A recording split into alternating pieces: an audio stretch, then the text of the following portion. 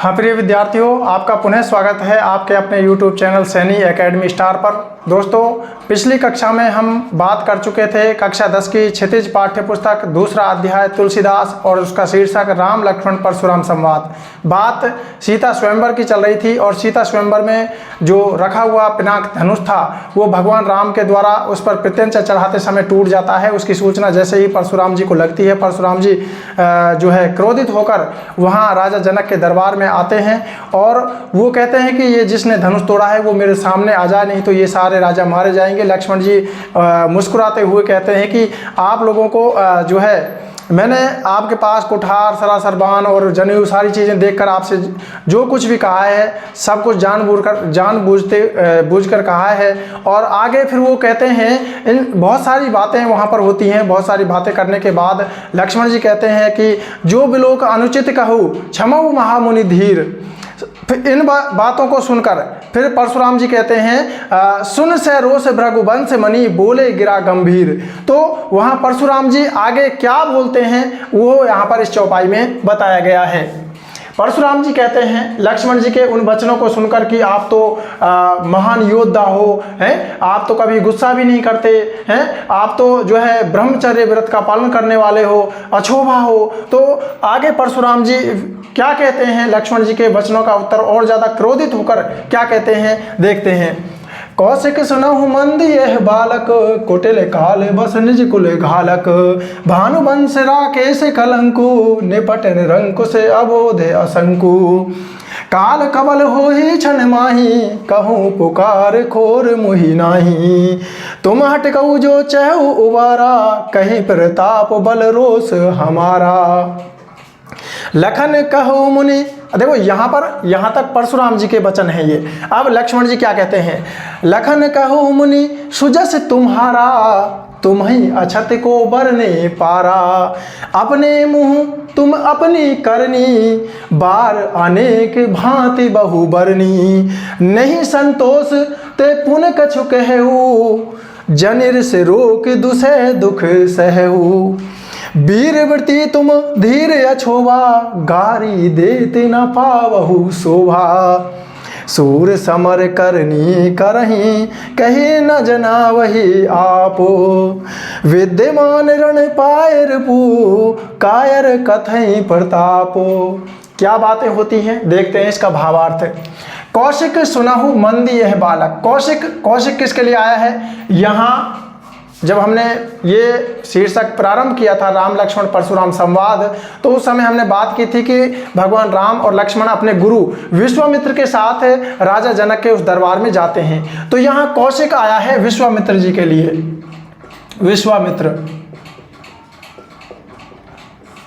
तो यहाँ परशुराम जी कहते हैं विश्वामित्र जी से कि हे विश्वामित्र जी सुनो, मंद ये है बालक। ये बालक कैसा है, मंद बुद्धि है, मंद बुद्धि है, इसमें ज्ञान नहीं है इसको, है। कौशिक सुनहु मंद यह बालक, ये बालक मंद बुद्धि है। बालक कौन बालक, लक्ष्मण जी के लिए आया है। और कैसा है, कुटिल कालवश, बहुत ज्यादा कुटिल है, बहुत ज्यादा चतुर है ये, और कालवश, और ये काल के वशीभूत होने वाला है। निज कुल घालक, और अपने कुल को अपने वंश को ये जो है संकट में डालने वाला है। और कैसा है, भानुवंश राकेश कलंकु, यानी भानु कहते हैं सूर्य को। भानु का मतलब क्या है, सूर्य। और सूर्यवंशी कौन है, भगवान राम का जो वंश है उसका नाम क्या है, सूर्यवंश। और भानु किसे कहते हैं, सूर्य को कहते हैं। तो ये सूर्यवंश में, भानुवंश का मतलब क्या है, सूर्यवंश। ये बालक सूर्यवंश में चंद्रमा, राकेश कहते हैं चंद्रमा को, राकेश का मतलब क्या है, चंद्रमा। ये जो बालक है लक्ष्मण, ये सूर्य वंश में चंद्रमा के कलंक के समान है। जिस प्रकार चंद्रमा में दाग है, धब्बा है, वैसे ही ये बालक भी सूर्य वंश में उस चंद्रमा के दाग या धब्बे के समान है। यहाँ पर उपमा अलंकार है, दोनों में समानता स्थापित करने की यहाँ पर बात की गई है। निपट निरंकुश अबोध असंकु, और निपट यानी बहुत ज्यादा, निरंकुश यानी अंकुश रहित है, इसके ऊपर किसी प्रकार का कोई अंकुश या नियंत्रण नहीं है। किसके ऊपर, लक्ष्मण जी के ऊपर। तभी तो ये इतना बोल रहा है। ये बात कौन कह रहा है, परशुराम जी। किससे कह रहे हैं, विश्वामित्र से। निपट निरंकुश, यानी देखिए आप लोगों को मैं बताना चाहता हूं, अंकुश, अंकुश किसे कहते हैं? अंकुश, आपने हाथी देखा होगा और हाथी को जो चलाने वाला होता है उसको कहते हैं महावत, और महावत के हाथ में एक नुकीली डंडा होता है, एक नुकीला, तो उस नुकीले डंडे को हाथी के सिर पर मारकर हाथी को नियंत्रण में किया जाता है, इसलिए उस डंडे को अंकुश कहते हैं।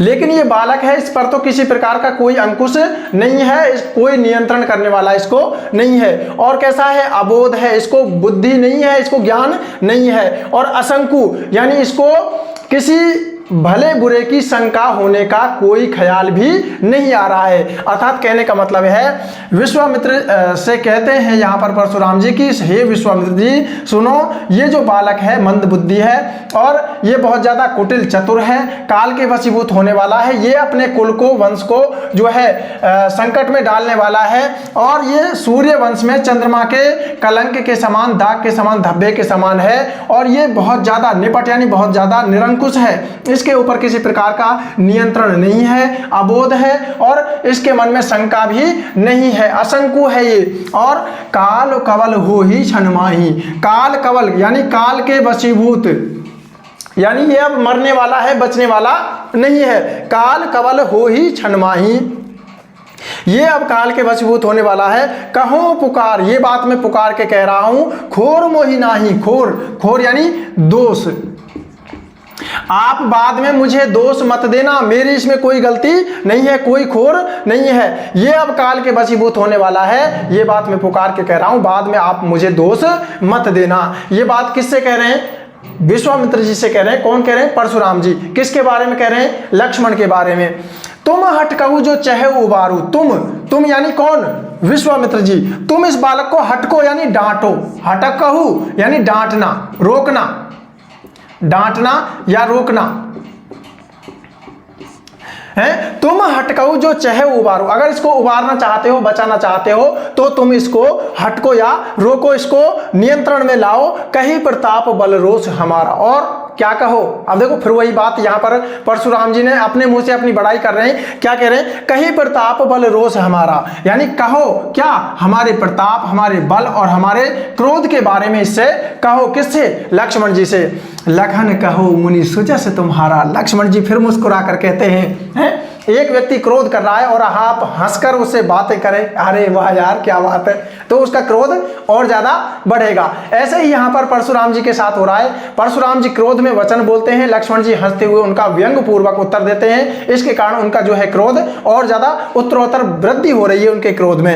लखन कहो मुनि सुजस तुम्हारा, लक्ष्मण जी कहते हैं कि हे मुनि, तुम्हारा जो सुयस है, तुम्हारा, तुम्हें अछत को वर्णने पारा, तुमसे अच्छी तरह उसका कौन वर्णन कर सकता है? तुमसे जो तुम्हारा प्रताप है, बल है, पराक्रम है, उसके बारे में तुम्हारे अलावा कोई और तुमसे अच्छा इसका वर्णन नहीं कर सकता। क्यों?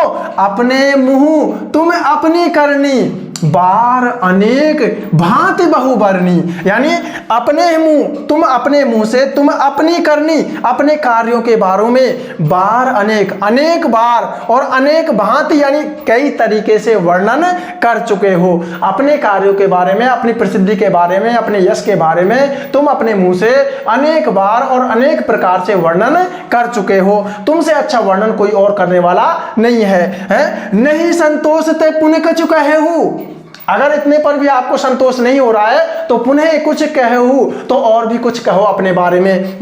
जनी से रोक दुसह दुख सहू, जनी वही आ गया, यहाँ पर पीछे भी आ चुका है ये जनी। बताइए जनी का अर्थ, बताइए कमेंट बॉक्स में बताइएगा जनी का अर्थ क्या है। जनी से रोक दुसह दुख सहू, जनी यानी हाँ, रिस यानी क्रोध, रोक यानी रोक कर, दुसह असहनीय, दुख को क्यों सहन कर रहे हो तुम, है? जनी का मतलब होता है मत, अपने अंदर मत रोको, किसको?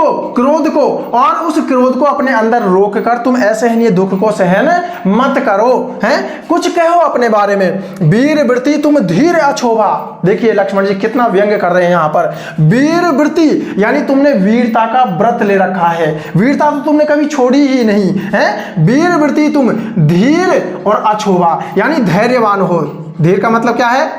धैर्यवान।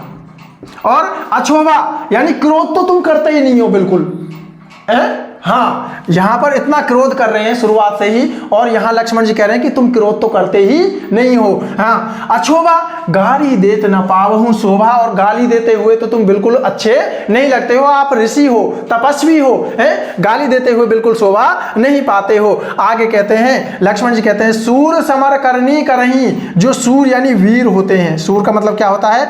वीर पराक्रमी जो योद्धा होते हैं, वो समर यानी युद्ध क्षेत्र में, समर का मतलब युद्ध क्षेत्र, युद्ध, वीर सूर समर करनी करही, यानी जो वीर होते हैं, योद्धा होते हैं, वो युद्ध क्षेत्र में अपने पराक्रम दिखाते हैं। कहीं ना जना वही आप किसी तरह अपने बल प्रताप का वर्णन नहीं करते हैं। जैसे आप अपने बल और पराक्रम की बार बार दुहाई दे रहे हो ना, वीर लोग ऐसा नहीं करते हैं, वो तो युद्ध क्षेत्र में करके दिखाते हैं अपने धनुष बाण और अपनी भुजाओं के बल पर। विद्यमान रण पाई रिपु, और अपने युद्ध क्षेत्र में, रण यानी युद्ध क्षेत्र में, विद्वान यानी उपस्थित पाकर, किसको? शत्रु को। कायर कथई प्रताप, जो कायर होते हैं वो कथई यानी कहते हैं, प्रताप यानी अपनी शक्ति के बारे में, यानी युद्ध क्षेत्र में अपने सामने बलशाली शत्रु को उपस्थित पाकर जो कायर लोग हैं वो ही अपना बल पराक्रम बखानते हैं।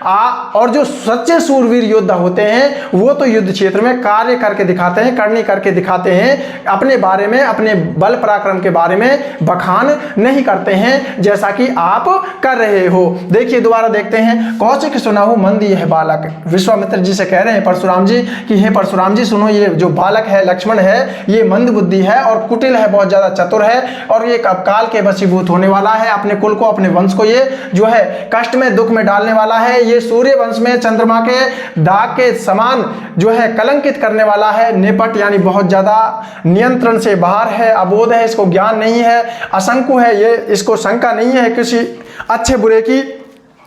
ये अब काल के वशीभूत होने वाला है, क्षणमाही यानी थोड़ी देर में। कहो पुकार खोर मोहिनाई, ये बात मैं पुकार के कह रहा हूं, इसमें बाद में मुझे आप खोर यानी दोष मत देना। तुम हटकाऊ जो चाहे उबारू, अरे विश्वामित्र जी आप इसको हटको, रोको, डांटो अगर इसको बचाना चाहते हो। कहीं प्रताप बल रोष हमारा, और इससे हमारे बल पराक्रम प्रताप के बारे में, शक्ति के बारे में बखान करो। लक्ष्मण जी इन बातों को सुनकर फिर क्या कहते हैं? लखन कहो मुनि सुजस तुम्हारा, हे मुनिवर तुम्हारा जो यश है वो तुम्हें अछत को बर नहीं पा रहा, तुमसे अच्छी तरह उसका वर्णन कौन कर सकता है, क्योंकि तुम अपने मुंह से अपने कार्यों के बारे में अनेक बार और अनेक प्रकार से वर्णन कर चुके हो। अगर इतने पर भी आपको संतोष नहीं है तो पुण्य का कहूं तो फिर से कुछ कहिए। अपने अंदर असहनीय दुख सहन मत करो, अपने क्रोध को रोक कर। और वीर व्रति, तुम वीरता का व्रत धारण करने वाले हो, धैर्यवान हो, क्रोध तो बिल्कुल नहीं करते हो, और गाली देते हुए भी शोभा नहीं पाते हो। आगे लक्ष्मण जी कहते हैं कि जो सच्चे सूरवीर योद्धा होते हैं वो युद्ध क्षेत्र में कार्य करके दिखाते हैं, अपने पराक्रम के बारे में कहकर नहीं जनाते हैं, और अपने सामने युद्ध क्षेत्र में शत्रु को उपस्थित पाकर जो कायर लोग हैं वही अपने बल और पराक्रम के प्रताप के बारे में बखान करते हैं। तो इस तरह से यहाँ पर लक्ष्मण जी कहते हैं। यहाँ पर देखिए कुटिल कालवश, यहाँ पर कै वर्ण की आवृत्ति होने से अनुप्रास अलंकार है? यहाँ पर राग उपमा अलंकार है, भानुवंश राकेश कलंकु। काल कवल, यहाँ पर देखिए हाँ कछु कहू, यहाँ पर भी जो है अनुप्रास अलंकार है। अवधि भाषा का प्रयोग हुआ है, चौपाई और दोहा छंद का प्रयोग हुआ है, और यहाँ पर लक्ष्मण जी और परशुराम जी के मध्य जो संवाद हो रहा है उसका वर्णन किया गया है। तो यह आप विशेष में लिख सकते हैं। चलते हैं अगली चौपाई की ओर।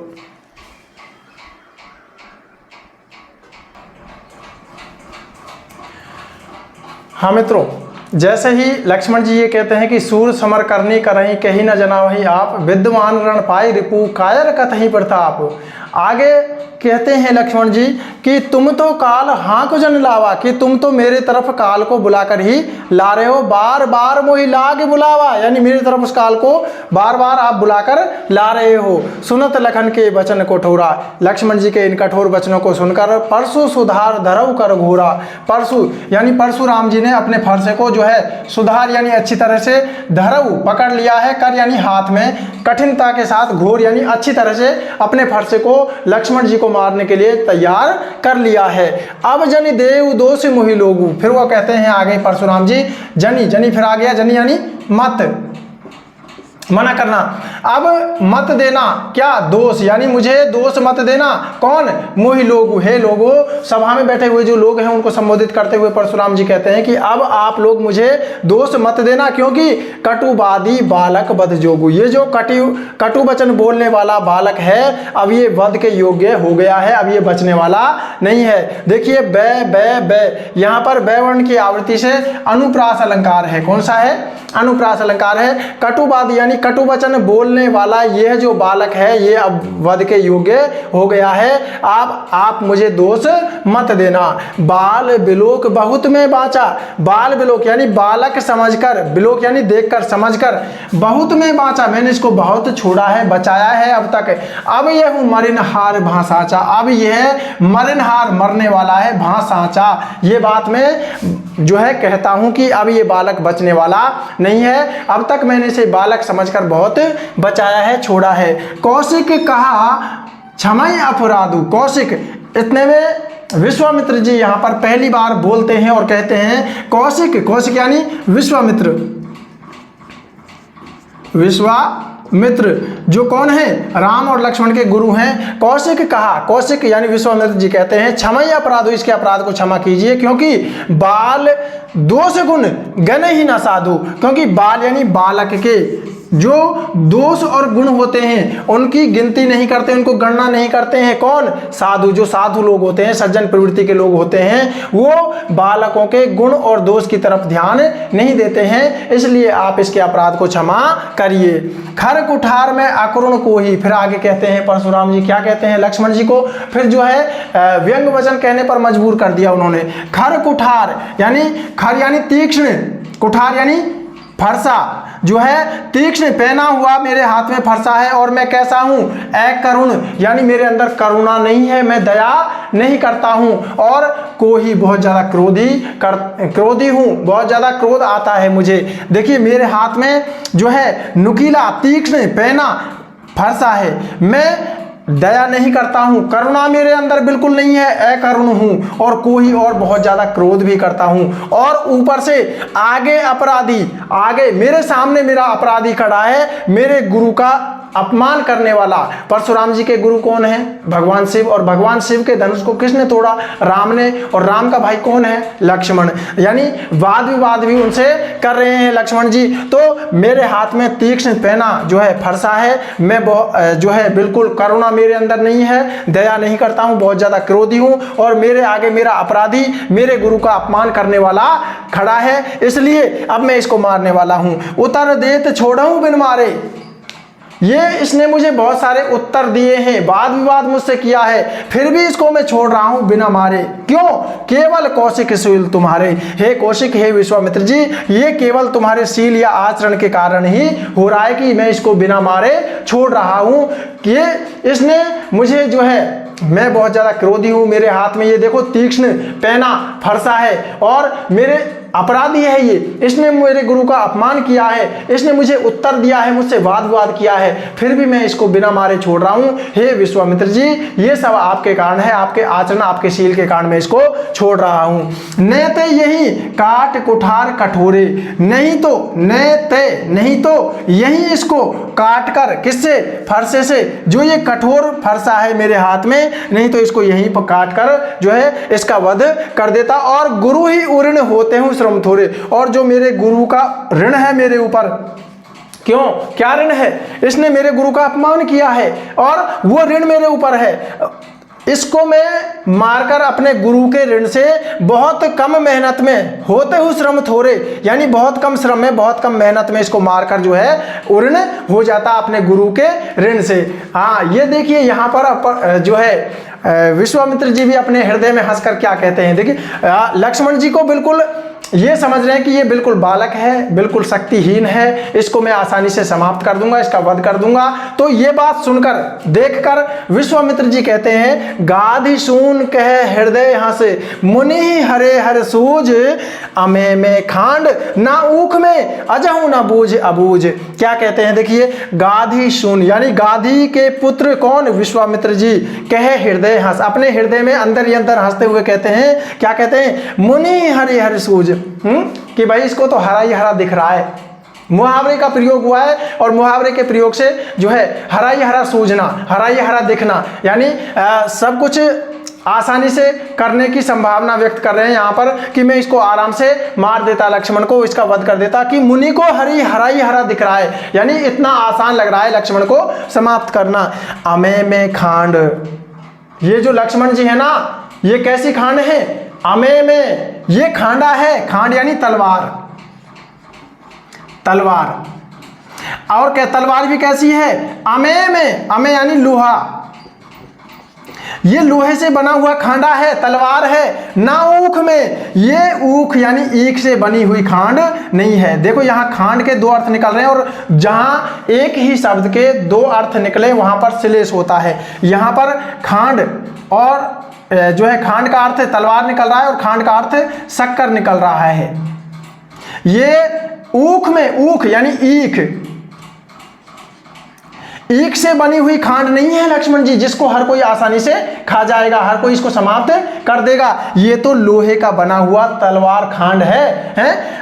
अजहू न बूझ अबूझ, ये जो है लक्ष्मण जी, परशुराम जी को इनके बारे में जानकारी नहीं है, इनके बिल्कुल अबूझ है, इनको इनके बारे में जानकारी नहीं है। बल और पराक्रम के बारे में, लक्ष्मण जी का जो बल और शक्ति है उसके बारे में इनको जानकारी नहीं है। ये तो लक्ष्मण जी को जो है ईख की खांड के समान मान रहे हैं, जबकि लक्ष्मण जी तो लोहे के तलवार के समान कठोर हैं, इनको आसानी से समाप्त नहीं किया जा सकता। देखिए यहाँ पर श्लेष है और यहाँ पर मुहावरे का प्रयोग होने से भाषा में रोचकता आई है। और यहाँ पर बार बार में पुनरुक्ति प्रकाश अलंकार है।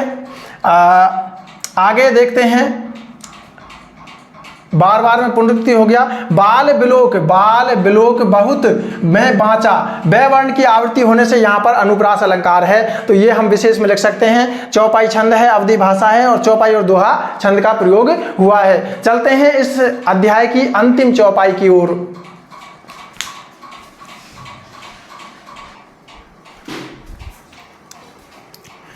हाँ विद्यार्थियों, जैसा कि हम पीछे पढ़ चुके हैं कि परशुराम जी ये बात कहते हैं कि मेरे सामने मेरे गुरु का अपराधी है और उसने मेरे गुरु का अपमान किया है, मेरे हाथ में जो है कठोर फरसा है और मुझे दया बिल्कुल नहीं आती, मैं बहुत ज़्यादा क्रोध करता हूँ।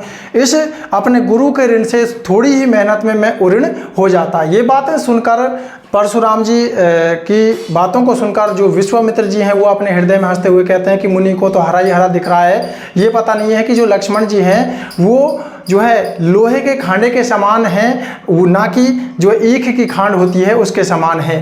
फिर आगे लक्ष्मण जी कहते हैं, लक्ष्मण जी कह रहे हैं, कहु लखन मुनि शील तुम्हारा, हे मुनिवर, कहु लखन, लक्ष्मण जी कहते हैं हे मुनिवर, मुनि आया है परशुराम जी के लिए, शील तुम्हारा, जो तुम्हारा शील आचरण है उसके बारे में कौन नहीं जानता, विदित संसार, संसार आपके शील आपके आचरण के बारे में जानता है। क्या शील और क्या आचरण है? माता पिता ही ऋण भय नीके, कि आप अपने माता और पिता के जो ऋण है उससे ऋण हो गए, नीके यानी आसानी से उऋण हो गए। कैसे? देखो यहाँ पर एक अंतर कथा है। अंतर कथा ये है कि परशुराम जी की माता जो है रेणुका एक बार जो है समुद्र में स्नान करने के लिए जाती हैं। वहीं पर एक राजा नौका विहार के लिए आता है, चित्ररथ।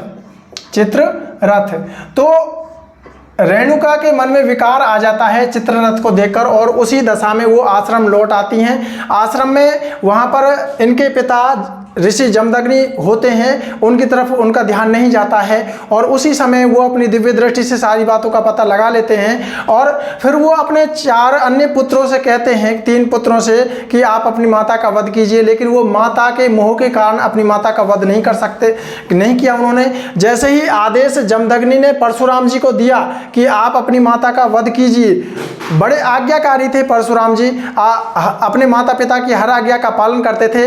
तुरंत इन्होंने अपने फरसे से अपनी माँ रेणुका का सिर धड़ से अलग कर दिया, और सिर को अलग करने के बाद उन्होंने, परशुराम जी ने जो है ऋषि जमदग्नि से कहा कि आप मेरी माता को जीवित कीजिए। तो ये अंतर कथा है यहाँ पर। तो उसी के बारे में यहाँ पर लक्ष्मण जी कह रहे हैं कि आप अपने माता पिता के ऋण से थोड़ी ही मेहनत में उऋण भय हो गए। अब गुरु ऋण रहा सोच बड़ जी के, अब आपका गुरु का ऋण रहा है तो उसकी मन में चिंता क्यों करते हो आप, हैं? अब गुरु ऋण रहा सोच बड़े जी के, आप अपने जो है हृदय में इसकी चिंता क्यों करते हो। सोजन हमरे ही माथे काढ़ा, वह ऋण, सो यानी वह क्या, ऋण हमरे ही माथे काढ़ा, हमारे माथे काढ़े, यानी हमसे उऋण हो लो आप, जो आपके गुरु का ऋण रहा है ना, उस गुरु के ऋण को आप हमसे जो है चुकता कर लो। दिन चली गए ब्याज बढ़ बाढ़ा, और दिन बहुत निकल गए हैं और अब उसका बहुत ज्यादा ब्याज बढ़ गया है। किसका ब्याज बढ़ गया है? गुरु के ऋण जो आपके ऊपर चल रहा था, बहुत दिन चले गए, बहुत दिन से गुरु का ऋण है ना आपके ऊपर, तो दिन चले गए ब्याज बढ़ बाढ़ा, बहुत ज्यादा ब्याज उसका बढ़ गया है। अब आनिए व्यवहारिया बोली, व्यवहारिया यानी लेन देन करने वाला, लेन देन करने वाला। अब आनिए यानी अब ले आइए, बुलाकर लाइए, क्या, व्यवहार यानी लेन देन करने वाले को बुलाकर लाइए। तुरंत देऊ में थैली खोली, और आपका जो ऋण रहा है ना उसको मैं तुरंत चुका दूंगा, थैली खोलकर आपको दे दूंगा। सुन कटु बचन कुठार सुधारा, लक्ष्मण जी के इन वचनों को सुनकर कि आपके माता पिता का ऋण रहा है, उस ऋण से, आप माता पिता के ऋण से कितने थोड़े श्रम में जो है उऋण हो गए थे, अब गुरु का ऋण रहा है तो अपने मन में चिंता क्यों करते हो, वो हमारे माथे काट दो, आप हमसे चुकता कर लो, हैं? बहुत दिन निकल गए हैं, ब्याज भी बढ़ गया है, किसी व्यवहारिया को बुला लाओ, लेन देन करने वाले को, ताकि वो सही हिसाब किताब लगा के आपका ऋण जो है मैं चुकता कर सकूं, मैं थैली खोलकर आपका ऋण चुका दूंगा। यहाँ पर परशुराम जी को क्रोध आ जाता है और ज्यादा इन व्यंग वचनों को सुनकर, और वो इन वचनों को सुनकर कटु वचन सुन कटु वचन कुठार सुधार, जो उनके हाथ में जो फरसा था वो अब लक्ष्मण जी के ऊपर चलाने के लिए उन्होंने तैयार कर लिया है। और हाय हाय सब सभा पुकारा, ये बात देखकर वो सभा बैठी हुई थी जो, वो सब सभा हाय हाय पुकारने लगी है। और भृगुवर परशु दिखावहु मोई, आगे लक्ष्मण जी फिर बोल जाते हैं कि कहते हैं कि हे भृगुवर, भृगु इनके जो है परशुराम जी के पिता जमदग्नि, और जमदग्नि के पिता भृगुवर यहाँ आया है परशुराम जी के लिए। भृगुवर यानी भृगु वंश के वर श्रेष्ठ, आप बार बार मुझे दिखावो मोही, क्या दिखा रहे हो, फरसा दिखा रहे हो। विप्र विचार बचौ निरुपद्रोही, मैंने आपको इसलिए छोड़ रखा है कि आप कौन हो, विप्र यानी ब्राह्मण हो, विप्र विचार यानी पंडित यानी ब्राह्मण सोचकर आपको अब तक बचाओ यानी छोड़ रखा है। नृपद्रोही, आपने जो राजाओं को मारा है ना, मैं उन राजाओं में से नहीं हूं। नृपद्रोही, अभी पीछे प्रसंग आ चुका है कि परशुराम जी ने सहस्त्रबाहु की 1000 भुजाओं को काटा था, क्षत्रियों से विहीन कर दिया था पृथ्वी को, और राजाओं से भुजबल भूमि भूप विनकीनी यानी भुजाओं के बल पर भूमि को भूप राजाओं से विहीन कर दिया, राजाओं को मार दिया था। तो नृपद्रोही हो आप। नृपद्रोही किसके लिए आया है? परशुराम के लिए हैं। आप पंडित हो, ब्राह्मण हो, इसलिए विचार करके मैंने आपको छोड़ रखा है। मिले ना कबहु सुभट रणगाड़े, और आपको मिले ना, मिले नहीं है क्या, कबहु कभी भी, सुभट यानी महान योद्धाओं से आपका सामना नहीं हुआ है। कहाँ? रण यानी युद्ध क्षेत्र में, युद्ध क्षेत्र में आपका किसी महान योद्धा से आज तक सामना नहीं हो पाया है। ये बात कौन कह रहा है? लक्ष्मण जी कह रहे हैं। किससे कह रहे हैं? परशुराम जी से, कि आपका युद्ध क्षेत्र में अभी किसी महान योद्धा से सामना नहीं हो पाया है। द्विज देवता घर ही के बाढ़ी, हे ब्राह्मण देव, आप केवल घर पर ही बढ़ रहे हो, घर पर ही शेर बन रहे हो। कहते हैं ना कि घर के आगे तो हाँ कुत्ता भी शेर होता है। तो वही बात यहाँ पर है, द्विज देवता घर ही के बाढ़े की, हे ब्राह्मण देव आप केवल घर पर ही अपनी वीरता का वर्णन जो है प्रदर्शन कर लिया होगा, आपको आज तक युद्ध क्षेत्र में किसी महान योद्धा से सामना नहीं हुआ है। अनुचित कही सब लोग पुकारे। लक्ष्मण जी के इन वचनों को सुनकर कि आप जो है पंडित हैं, राजाओं का द्रोह कर रखा है, आपको कभी युद्ध क्षेत्र में महान योद्धा से सामना नहीं किया है, घर पर ही आप जो है वीरता प्रदर्शित कर लेते हो, हैं, ये बातें सुनकर लक्ष्मण जी की अनुचित गलत है, ये सब सभा के लोग जो बैठे हुए थे वो पुकारने लगते हैं। और रघुपति सह नहीं लखन निवारे, और जो भगवान राम बैठे हुए थे उन्होंने अपनी नजरों से इशारा करके सैन चला करके लखन निवारे, लक्ष्मण जी को शांत किया। आगे तुलसीदास जी वर्णन करते हुए कहते हैं कि लखन उतर आहुति सरिस, जो लक्ष्मण जी के उत्तर हैं वो तो किसके समान हैं, वो आहुति के समान हैं। देखिए आप लोगों ने हवन किया होगा घरों में, तो हवन करते समय उन हवन में जब बोलते हैं स्वाहा तो आहुति डालते हैं, तो वो आहुति जो हवि होती है वो जो आहुति होती है, उस आहुति के उस अग्नि में डलने से वो अग्नि और ज़्यादा बढ़ती है। तो लक्ष्मण जी के जो वचन हैं, लखन उतर, लक्ष्मण जी के जो उत्तर हैं वो तो उस आहुति के समान है। आहुति सरिस यहाँ पर उपमा अलंकार है। भृगुवर कोप कृषान, और भृगुवर यानी परशुराम जी का जो क्रोध है वो कृषाणु यानी अग्नि के समान है। कृषाणु यानी अग्नि या आग।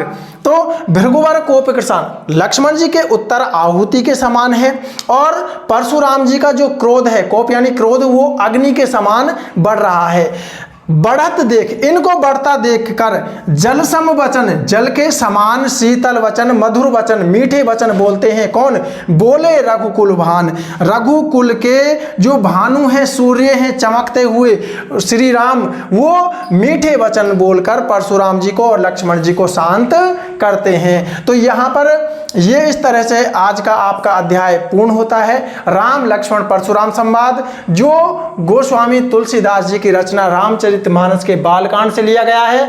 यहाँ राम लक्ष्मण परशुराम के बीच में संवाद होता है, लक्ष्मण की वीरता और लक्ष्मण जी के उत्तर, और यहाँ पर जो परशुराम जी का क्रोध और उस क्रोधित जो वचन है उनका व्यंग पूर्वक किस तरह से उत्तर देते हैं, उस सारी चीज़ों का यहाँ पर वर्णन किया गया है। आशा करता हूँ आप लोगों को ये जो सारी चीज़ें पढ़ाई हैं समझ में आ रही होंगी, और अगर आपको अच्छा लग रहा है तो चैनल को सब्सक्राइब जरूर करें नए वीडियोज प्राप्त करने के लिए। अगली कक्षा में हम जयशंकर प्रसाद का परिचय लेकर पुनः उपस्थित होंगे। तब तक के लिए जय हिंद।